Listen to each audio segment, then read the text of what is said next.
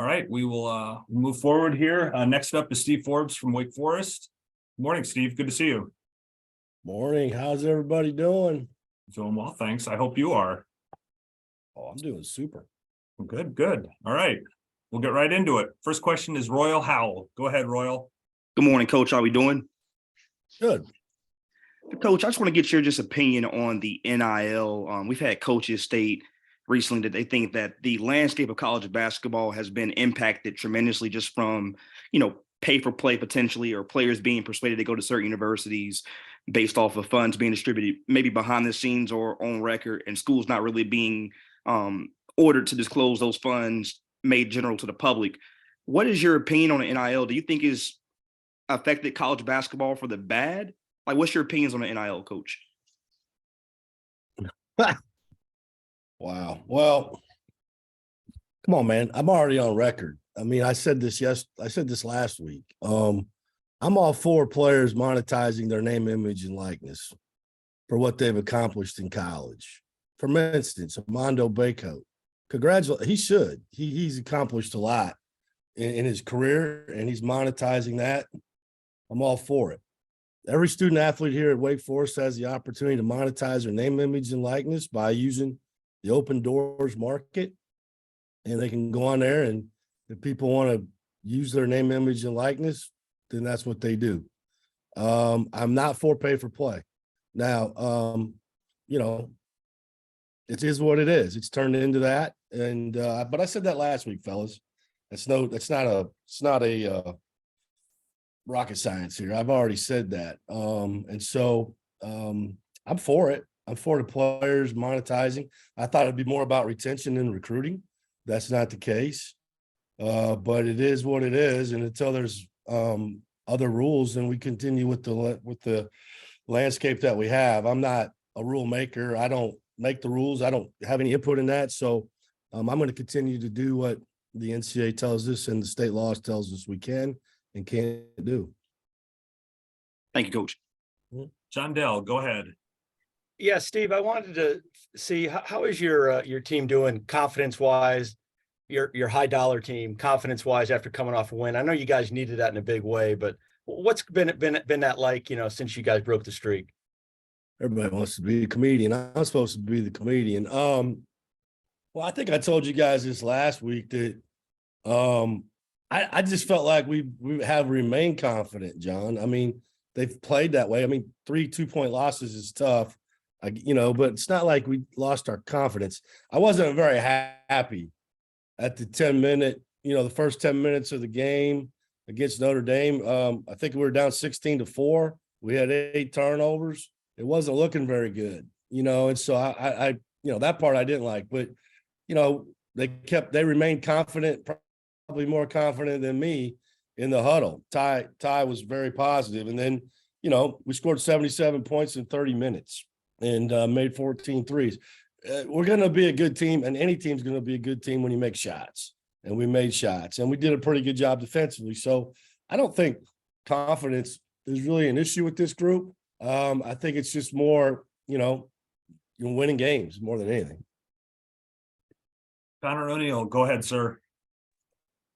Steve, you consider the stuff over the weekend with Jim Boeheim closed? Like, you've heard from him, you've seen the statement that he made. Yeah, listen, no, there's very few people that respect Coach more than I do. He knows that. I've said it publicly. He contacted me. I was watching, I recommend watching The Recruit on Netflix. It's about the CIA lawyer. I was watching that after Carolina Duke. And then my life got interrupted there for a while, but Coach reached out to me around 2:30 in the morning. Us coaches stay up late, and I'm fine with Coach, man. I like him. I respect him.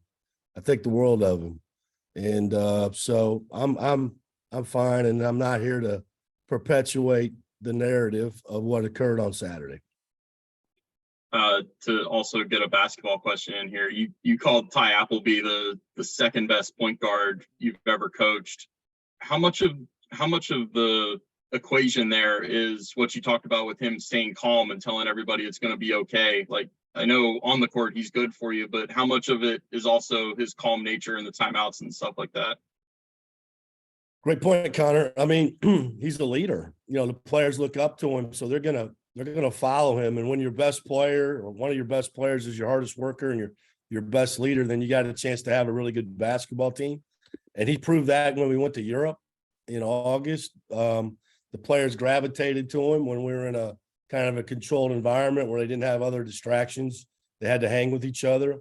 He's just got that personality. He has a joy to play. He tends to be more positive than negative. His glass is more half full than half empty. And those kind of guys I really like. And now sometimes I have to lecture myself on being that way. But he's got great patience in the pick and roll. He's a prolific scorer. He's a good defender. Plays extremely hard. Plays all the minutes. Fred VanVleet's probably, if you had to put a gun to my head, would be the best point guard I've ever coached to this point. I'd be more than happy to coach some other ones. And but Ty's right there. AC Law was a great player, Cousy Award winner, 10th pick in the draft. Brandon Hughes played for me at Barton County Community College, Simon, Michigan. Chris Jones played for me at Northwest Florida, Simon, Louisville. I mean, I've been around some damn good ones, and then he's right there. We'll go next to Essex Thayer. Go ahead, Essex. Morning, Coach. How are you? Yeah. So earlier this morning, Hubert Davis said that, over the past few games, Wake going to a smaller lineup with Andrew Carr at the 5 has brought together, a more dynamic set and has allowed for some different scoring, especially from behind the 3-point line. I just wanted to know your thoughts on adding a new kind of dynamic level to the offense, and if that's something that you foresee using more in the future. Yeah, I think I'm very situational when it comes to lineups and matchups. I think you guys know that. And I felt like the last 2 teams we played, we could go that direction. It's not like we haven't gone that direction at some point every game this year. I just probably haven't started that way. But yeah, I think putting Andrew at the 5 and playing Davian or Bobby with Damari, Cam, Ty, it's obviously a more explosive offensive team. It depends on the low post player, how we defend it. But yeah, I mean, Andrew's a really good player. He can stretch it. And I've told you many, many times, fellas, the biggest nightmares I have are guarding a stretch 5. Those are hard to guard. And then, the great low post player like Abeko is. And so it's for us, it gives us the advantage a little bit offensively, to be able to spread it out. And, we banged, 14 threes, on Saturday and made me look like a lot better coach. We've got one final question from Cam Lemons-Debro. Go ahead, Cam. Hey, Steve. It's been about a month since you guys played UNC. You've learned probably a lot about this team more from the last month than I know UNC has. What have you learned from this team over the last month? And from what you've seen from UNC, what do you think they've really done in the last month since you've played them? Well, I think UNC, like I said, Cam, I think they're one of the best defensive teams, one of the best rebounding teams, and the best team in the league at getting the line. And so that makes them that bodes for a lot of winning. These games are all close because we're all pretty good. And that's why the ACC, is a really good league. But, Armando Baycoat is the best post player in the league. I think RJ Davis is having an unbelievable year, an all ACC type, season. Caleb Love is one of the most prolific scorers in the league. Leaky Black's one of the best defensive players. And heck, he banged us for 18 points, I think, in our game, a great defender. Nance didn't play against us. So I don't, he'll add to it. I'm a big fan of Jalen Washington and Seth Trumbull. I thought Seth played really well in our game, had 11 points. I think they're really good in transition. And I think in our game, Cam, it was a close game at the 10-minute mark, and then it wasn't because they turned up the pressure. We turned it over. We had 14 atomic bomb turnovers, basically. I mean, I take that back. We had 32 points off their 15 turnovers, or our turnovers. 14 of those points were atomic bombs where we just gave them a layup or a dunk. We had a 6-point lead, I think, 13 minutes to go. They went on a 5-0 run, Last time we led was 10-17. Their pressure turned up and we turned it over. We got to the rim a lot. We got to the rim 23 times, but we only made 10 of those, 10 possessions. And we had 17 possessions where I thought on offense we got sped up and didn't pass it or just made one pass. So we got to calm down. We got to handle the pressure. We got to rebound the ball. We can't foul them, and we'll maybe have a chance. I think they got a good team. And this is the time of year last year where they went, took off. And I'm sure they're feeling that way. Steve, as always, thank you for the time today. Appreciate it. We'll see you next That's all week. you got? That's all we got for you. Yeah, you got off easy. Wow. All right, Yeah. good too. Yeah. Have a good one.